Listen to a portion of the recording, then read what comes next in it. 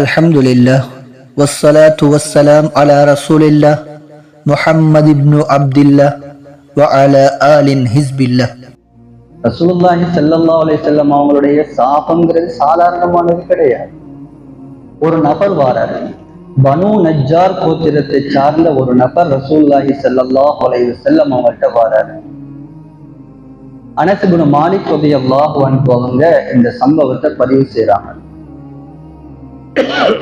அந்த நபர் வந்து சொல்கிறார், நான் இஸ்லாத்தை ஏற்றுக்கொள்கிறேன் யார சொல்லுகிறார்.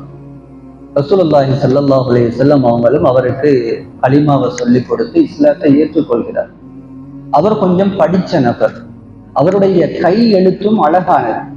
அதனால ரசூலுல்லாஹி ஸல்லல்லாஹு அலைஹி வஸல்லம் அவங்க அவருக்கு வஹி எழுதக்கூடிய வாய்ப்பை கொடுக்குறாங்க. வஹின்னு சொன்னா ரசூலுல்லாஹி ஸல்லல்லாஹு அலைஹி வஸல்லம் அவங்களுக்கு இறங்கக்கூடிய குர்ஆன் வசனங்களை எழுதுறதுக்கு சில சஹாபாக்கள் இருந்தாங்க. எந்த ஒரு மாற்றமும் இல்லாம அழகாக தெளிவாக எழுதுவாங்க. அந்த சஹாபாக்களோட இவருக்கும் ஒரு இடத்தை கொடுத்தாரு, நீங்களும் எழுதலாம், நீங்களும் எழுதிட்டாங்க. அப்படி உயர்ந்த அந்தஸ்து எல்லா சஹாபாக்களுக்கும் கிடைக்கல. ஆனா அந்த நபருக்கு ரசூலுல்லாஹி ஸல்லல்லாஹு அலைஹி வஸல்லம் அவங்க கொடுத்தாங்க. அவரு சில ஆயத்துகளை சில சூறாக்களை எழுதுகிறார், வரக்கூடிய வகைகளை எழுதி கொண்டிருக்கிறார். ஆனால் அல்லாஹு தஆலாவுடைய நாட்டம் அவர் மீண்டும் இஸ்லாத்தை விட்டு மாறி நஸரானியாக போகிறார், மதம் மாறி விடுகிறார். இதுவே பெரியோரு துரோகம். ஆனா அதை விட பெரியோரு துரோகம் செஞ்சார். போய் அவருடைய சமுதாயத்திடத்துல, குறைஷிகளிடத்துல, காபிர்களிடத்துல சொல்ல ஆரம்பிச்சுட்டாரு, நான் எழுதி கொடுத்த வகையைத்தான் ரசூலுல்லாஹ் அல்லாஹ்விடத்திலிருந்து வருகிறது என சொல்லிக் கொண்டிருக்கிறார். நான் போய் ரசூலுல்லாஹ்வோட இருந்து என்னத்தை எழுதி கொடுத்தனோ அதைத்தான் இப்ப அவர் என்ன சொல்லிக் கொண்டிருக்கிறார், அல்லாஹ்விடத்திலிருந்து வஹி வருகிறது என பொய் சொல்லிக் கொண்டிருக்கிறார் என ரசூலுல்லாஹ் மேலேயே ஒரு அபாண்டமான பழியை சுமத்துறார். இந்த விடயம் ரசூலுல்லாஹி ஸல்லல்லாஹு அலைஹி வஸல்லம் அவருடைய உள்ளத்தை பாதிக்கு.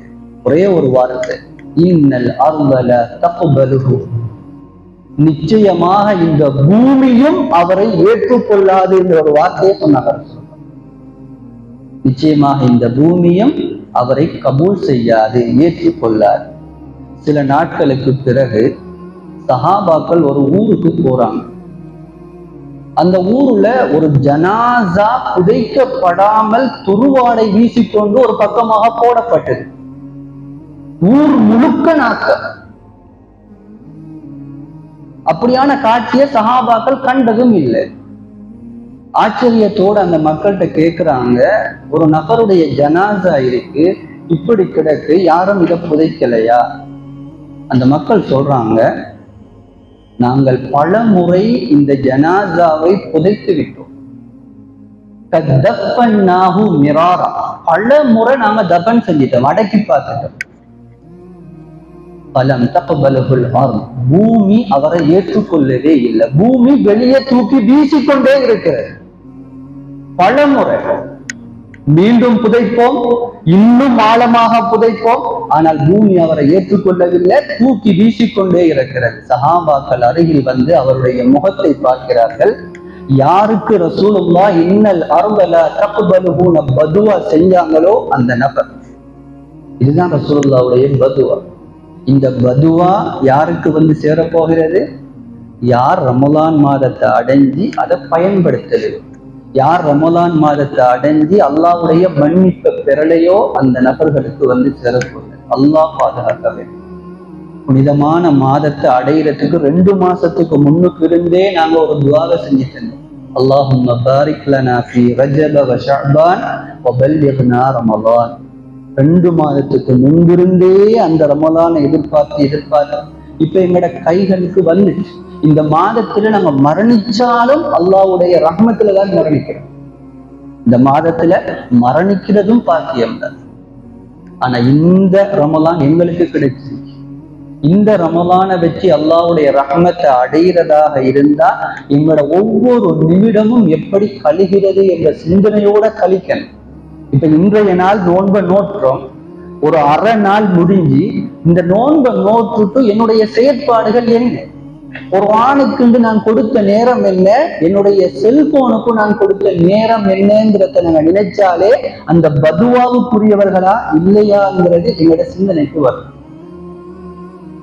அதனால இருக்கக்கூடிய நேரங்களை பயன்படுத்துவோம். முடியுமானவரை குர்ஆனோட அதிகமாக எங்களோட நேரங்களை கழிப்போம். இது குர்ஆன் இறங்கின மாதம், இது குர்ஆனுக்கான மாதம். அதிகமாக குர்ஆனை ஓதிக்கொண்டே இருக்கும். வீட்டில் இருக்கக்கூடிய பிள்ளைகளுக்கு, மனைவிமாருக்கு நாங்க குர்ஆன் ஓதக்கூடிய சூழலை ஏற்படுத்தி கொடுப்போம். நாங்க தான் செய்யணும், நாங்க பொறுப்பாளிகள். ஒரு சூழலை உருவாக்கி கொடுப்போம். எங்கட பிள்ளை ஓதுதாண்டு பார்ப்போம், எங்கட மனைவி ஓதுதாவாண்டு கவனிப்போம். நாங்களும் ஓதுவோம். ஓதி காட்டினா தான் பிள்ளை வந்து ஓதும். நாங்க போனோட இருந்தா எங்கட பிள்ளையும் போட்டு கேட்கும் ஏதாவது. அதனால அந்த சூழலை உருவாக்கி கொடுப்போம். முடியுமானவரை இந்த ரமலான்ல வீணான பேச்சுக்களை தவிர்ப்போம். முக்கியமாக மஸ்ஜிதுகள்ல வீணான பேச்சுக்களை தவிர்ப்போம்.